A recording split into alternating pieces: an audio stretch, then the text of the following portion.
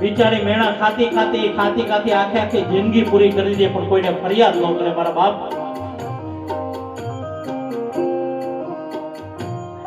અરે જ્યારે દીકરીને વરાવાના ટાણા આવી ગયા હોય ને, બિચારી એના બાપને મળવું હોય ને તો હરવા સુરે પૂછતી હોય મારા પપ્પાને હું મળવા જાઉં. આમે વાળા રજા આપે તો એના બાપને મળી શકે.